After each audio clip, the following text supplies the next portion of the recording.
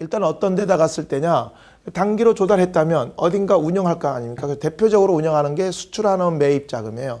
예, 수출한원 부분에서는 뒤에 가서 한번 얘기하겠습니다만은 어떻습니까? 수출업자가 자, 국경이라고 치고요. 국내, 해외.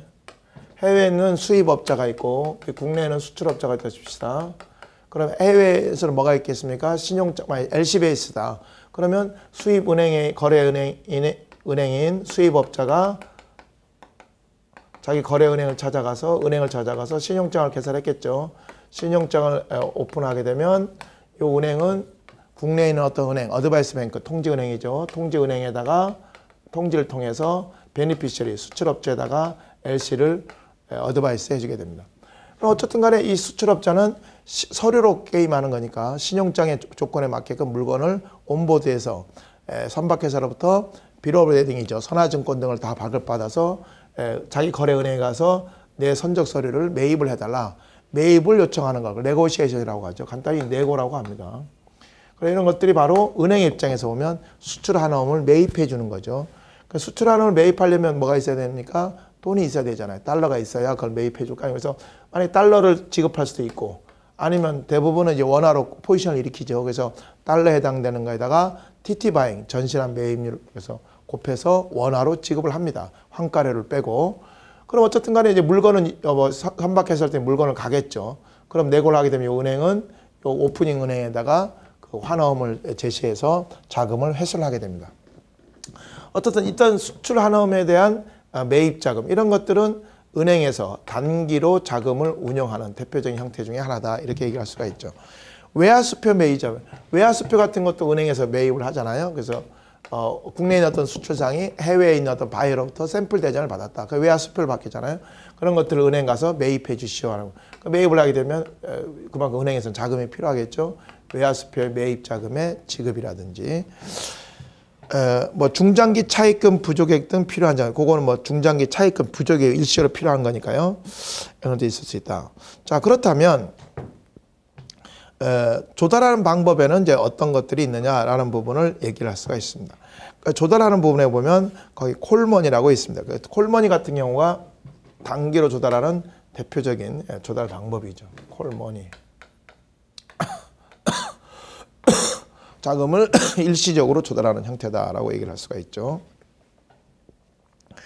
반대로 이 돈을 이게 반대의 개념이 어딘가 돈을 누구한테 빌려주는 거 그걸 콜론이라고 하죠. 그래서 반대적 개념으로 얘기할 수 있다. 그래서 자금을 조달하는 형태라고 한다면 대표적인 게 콜머니를 예를 들 수가 있고요. 이런 거 외에도 예금을 받을 수 있죠. 고객으로부터 외화 예금을 받았다. 외화 예금을 받는 것도 보면 장기 예금은 없거든요. 대부분 단기로 조달한. 예금 같은 경우는 은행에서 예금을 받아서 그걸 운영하는 거니까 단기로 조달하는 대표적인 형태다. 이렇게 얘기할 수가 있고요. 이런 거 외에도 크레딧 라인, 그러니까 신용 공유 어떤 은행에다가 크레딧 라인을 설정한다는 건 말 그대로 신용 공유. 여러분 개인 같은 경우 언젠가 돈이 필요할 줄 몰라서 은행 가서 마이너스 대출 약정을 맺는 거 있잖아요. 그런 것도 크레딧 라인이거든요. 그러니까 은행이 어떤 은행에다가 크레딧 라인을 설정해 두는 거. 자, 이런 것들이 바로 단기로 조달하는 형태다라는 걸 알아두시면 좋겠습니다. 다음 페이지 보시면 콜에 대해서 참고 안 해보면 콜에 대해서 있죠. 콜머니라고 하는 거, 이거 조달하는 거고, 콜론은 운용하는 겁니다. 이제 운용이고, 이쪽은 조달이에요. 그래서 콜론 단기로 조달하는 것을 말하는 거고, 뭐 하루짜리 조달하는 걸 오버나잇이죠. 그 다음에 내일부터, 그러니까 오늘부터 내일까지가 오버나잇이고요. 내일부터 모레까지 그것이 TN, 투마로 넥스트입니다. 뭐 그런 것들도 있고. 스팟 네스트 등인데 대부분 하루 정도로 거래되는 게 대부분이다. 이런 말을 쓰고 있죠.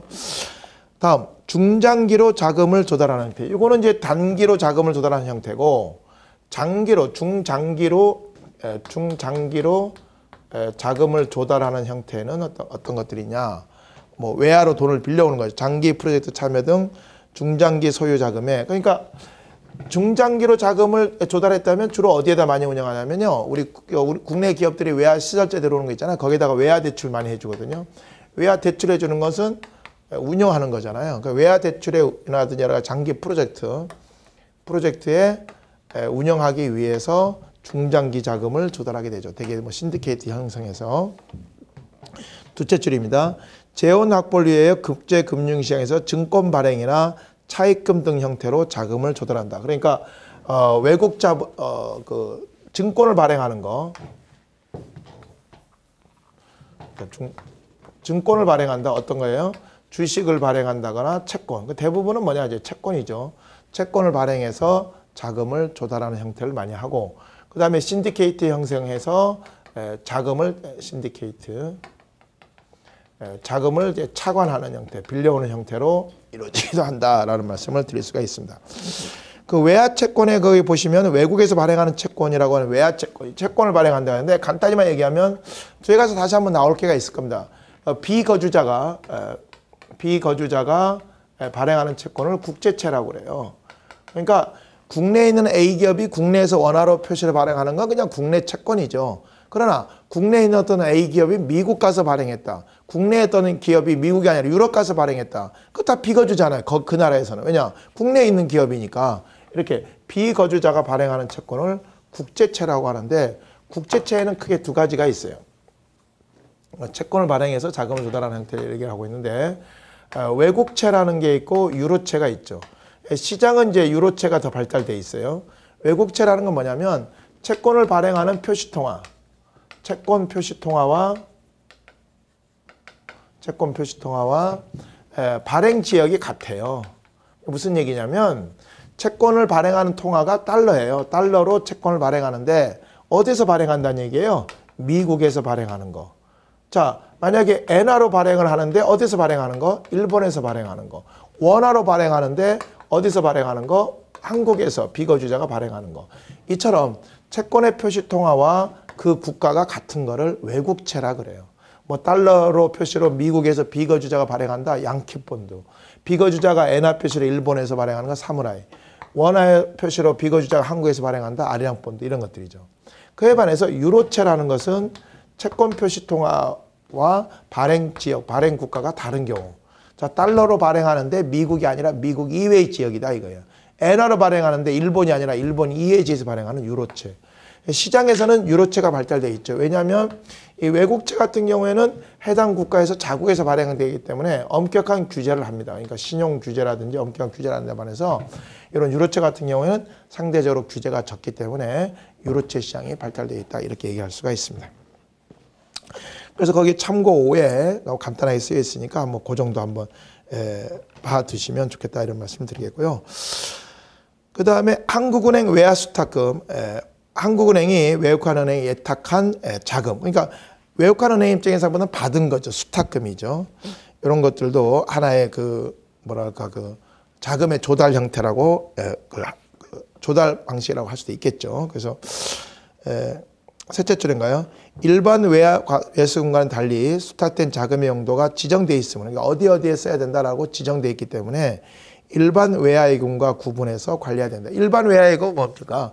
고객들이 한 예금이니까 은행이 알아서 쓰는 거고요. 써서 돌려주는 거고, 한국은행 외화수탁금은 지정되어 있다 이란 말이고, 기타 필요한 경우에는 원달러 수합 등, 거의 원달러고 했는데 사실은 달러원이라고 써야 됩니다. 나중에 이제 그 환율에 가서 얘기하겠습니다만은 그 3과목 가서 환율 얘기할 때는 달러 대 원, 그러니까 이 달러라고 하는 한 단위가 되는 거, 한 단위가 되는 걸 기준통화라고 하는데 그 한 단위가 되는 통화를 앞에다 쓰고 가격통화를 뒤에다 써야 됩니다. 비교통화. 가격통화를 뒤에다 씁니다. 이를테면 유로 대 달러다. 그러면 유로가 한 단위거든요. 1유로에 얼마, 뭐 1.300달러 이런 식으로.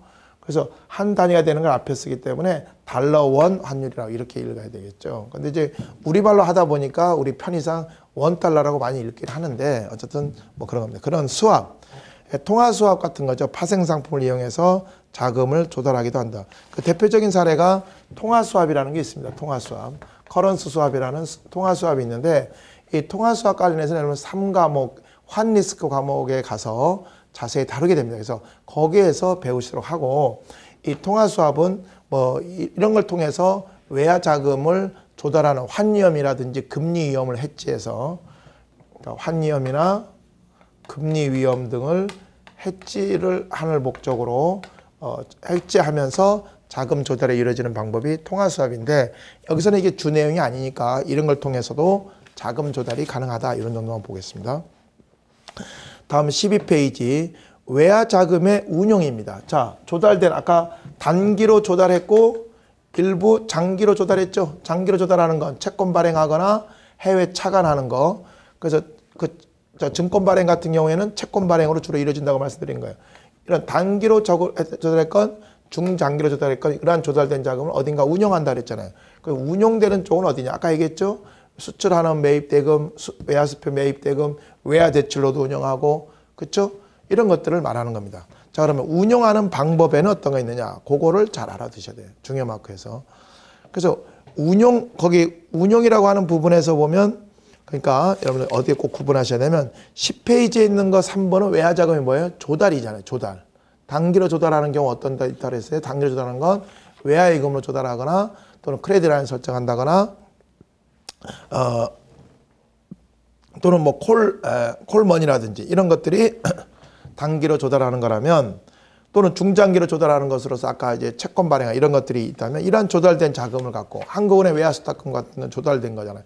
이런 것들 갖고 어디에 운영하느냐? 다음 페이지 제목에 일단 밑줄 쳐보세요. 외국통화, 두 번째 외화예치금, 외화대출, 은행 간 외화대출, 매입외환 등으로 운용이 된다.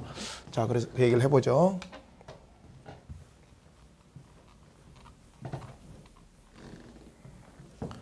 자, 단기 또는 중장기로 조달된 자금을 운용을 한단 말이에요. 그러면 일단은 뭐 현금성 자산으로 외국 통화죠. 외국 통화로 갖고 있을 수도 있습니다. 외국 통화에 대해서는 빨간 걸로 밑줄 쳐주셔서 자세히 보여야 됩니다. 그거 외에도 어딘가 예치할 수도 있죠. 뭐 외화 예치금입니다. 예치. 어딘가 예치하는 것은 운용하는 거예요. 아까 수탁금은 단기로 조달하는 형태였잖아요. 그러나 예치금은 운용하는 형태입니다. 그 다음에 이제 중장기 자금 같은 경우는 어디에 많이 운용합니까? 기업의 어떤 시설 자금에 대한 외화 대출금에 가장 많이 운영하고, 단기로 운영하는 대표적인 것으로서 수출한어물 매입외환, 수출한어물 매입해 주는 거, 외화수표 매입하는 거, 이런 거 있었죠. 이런 것들로 이제 운영이 전체적으로 되고 있다라는 걸 알아두십시오. 첫 번째 외국 통화. 외국 통화는 어떻습니까? 현금으로 갖고 있는 거죠. 그럼 수익성이 제로잖아요. 그러니까 이 현금으로 갖고 있으면 일부 환전 같은 거 할 때 필요할 때 적정량을 보유하는 게 중요하겠죠. 왜냐하면 지나치게 많이 보유하게 되면 그만큼 기회비용 상실이 커지겠죠. 이러한 부분을 생각할 수 있습니다. 그래서 두째 줄입니다. 적정 규모, 외국 통화의 두째 줄요. 적정 규모를 유지하며 빨간 걸로 치겠어요. 매입 수요가 적은 외국 통화. 자, 여러분 은행 가서 보통 환전할 때 주로 어떤 통화를 매매합니까? 달러라든지 유로라든지 뭐 중국 같으면 위에나 엔화 요 정도거든요. 이 네 가지는 고객이 원할 때가 많아요. 그러니까 달러, 유로, 위안화, 엔화. 그러나 이 통화를 제외한 나머지 통화는 사실 수요가 적거든요. 그럼 그런 수요가 적은 통화를 많이 갖고 있어야 돼요? 조금만 갖고 있어야 되고, 빨리 그런 것들을 계속 보유하는 게 아니라 빨리 현금화를 할 수 있도록, 자금화할 수 있도록 해야 됩니다. 그래서 고객의 매입 수요가 적은, 거기에 동그라미에요. 적은 외국 통화나 약세 외국 통화, 그러니까 통화 중에서도 약세가 예상되는 통화들은 빨리 자금화할 수 있도록 노력해야 돼요. 시험에 유치하지만 이걸 어떻게 내느냐? 고객의 매입 수요가 많은 외국 통화나 강세가 예상되는 통화를 단기간 내에 자금한다. 말이 안 맞죠? 약세가 예상되는 통화를 빨리빨리 팔아야 돼요. 그러니까 시험에서는요, 이 어떤 특징이 있냐면 시험 지문이 보면 이 기본 교재에 나와 있는 지문을 충실히 하려고 노력하는 경향이 있습니다. 그래서 이 교재에서 어떤 문장을 고칠 것이다. 여기 보면은 고객의 매입 수요가 적은 그 부분을 많은 이렇게 고칠 수가 있어서 여러분들이 어설프게 문장을 읽어서는 틀린 문장을 찾기가 쉽지 않을 때가 있습니다. 그래서 정확하게 문장을 읽는 자세가 필요하다, 이런 말씀을 드리겠습니다.